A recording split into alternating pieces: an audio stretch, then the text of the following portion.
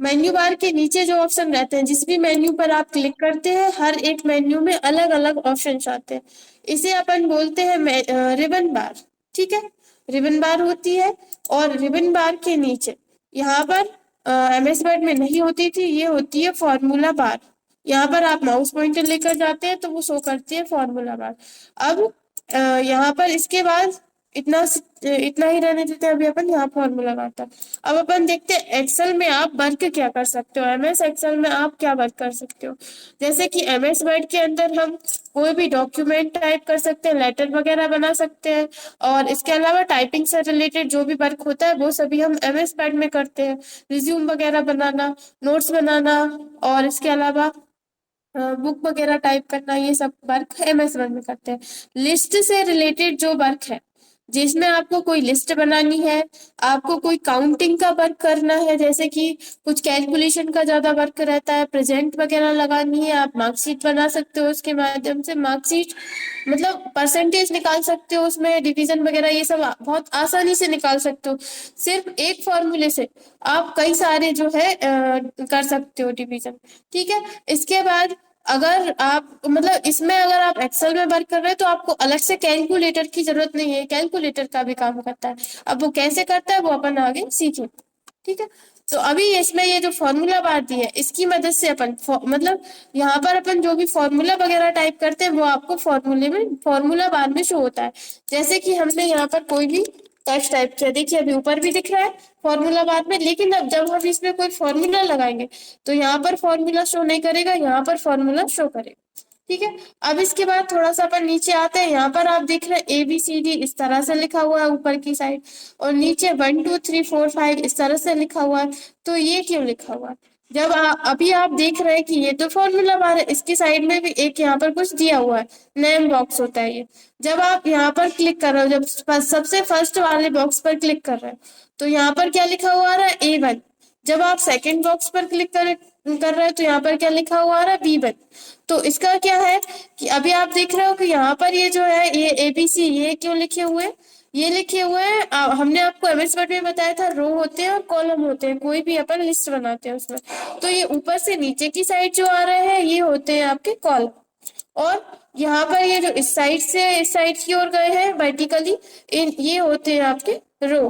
तो आप क्या कर सकते हो, जैसे कि आप देख रहे हो कि यहाँ पर कॉलम को ABC से डिफाइन किया गया है, और जो रो है उनको 1 2 3 से डिफाइन किया गया है। और जब आप देख रहे हो कि जब हम एक कोई रो बनाते या एक कोई कॉलम बनाते हैं और एक कोई रो बनाते हैं, तो ऑटोमेटिक बीच में एक बॉक्स बन रहा है, इसे हम बोलते हैं सेल। अब इसकी डेफिनेशन क्या है कि ऊपर से नीचे की साइड जो आते हैं वो होते हैं कॉलम, और लेफ्ट से राइट की साइड जो जाते हैं उन्हें बोलते हैं हम रो। और एक कॉलम और एक रो से बनकर एक सेल बनता है। ये जो बीच में आपको बॉक्स बनने दिख रहा है ये होते हैं सेल। और हर एक सेल का MS एक्सेल के अंदर हर एक सेल का एक पर्टिकुलर एड्रेस होता है, हर एक सेल का। जैसे कि हम इस पर क्लिक करें, जैसे कि हमने यहाँ पर क्लिक किया, इसका सेल एड्रेस क्या होगा, यहाँ से कॉलम का लेता है वो, कॉलम का क्या है B, और इसके आगे यहाँ पर क्या है 2, तो इसका सेल एड्रेस हो गया B2, वो यहाँ पर भी शो करता है। जैसे कि हमने इस पे क्लिक किया, इसका कॉलम का सेल एड्रेस क्या है C, और रो का क्या है 2, तो यहाँ पर इसका सेल एड्रेस हो गया C2। इसी की मदद से अपन आगे और भी मतलब बहुत बड़े बड़े आप कैलकुलेशंस इसमें कर सकते हैं। तो जैसे कि एक रो, एक कॉलम और एक रो से मिलकर एक सेल बना है, तो रो का और कॉलम का दोनों का ही एड्रेस से मिलकर ही एक सेल का एड्रेस बनता है। ठीक है, अब इसके बाद इसके नीचे यहाँ पर लिखा हुआ है Sheet 1। इसमें ये जो इसमें अब यहाँ पर लिखा है बुक और यहाँ पर लिखा है सीट। अभी आपने एक सीट बनाई है, आप जैसे न्यू पेज इंसर्ट करते हैं इसी तरह से आप इसमें बहुत सारी न्यू सीट्स बना सकते हैं। प्लस के साइन पर क्लिक करते हैं तो आप जितना प्लस की साइन पर क्लिक करते जाएंगे यहाँ पर ये Sheet 1 Sheet 2 Sheet 3 Sheet 4 इस तरह से आती जाएंगी, और आप और भी ले सकते हैं।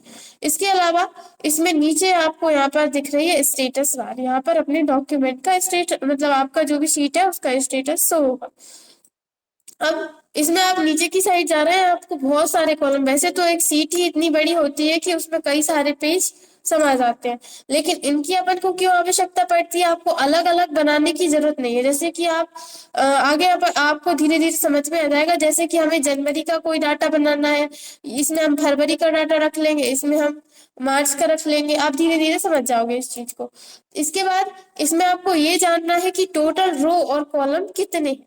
तो उसके लिए आप यहाँ पर ये जो साइन दिख रहा है, इस पर क्लिक करेंगे। क्लिक करेंगे, आप क्लिक को करे रहेंगे, अगर क्लिक छोड़ दिया तो यहाँ पर ये हट जाता है। कब दिखेगा, जब आप यहाँ पर ये जो साइन बन रहा है इस पर क्लिक करे रहेंगे। यहाँ पर लिखा हुआ है, इसमें 1,48,576 रो है, ठीक है।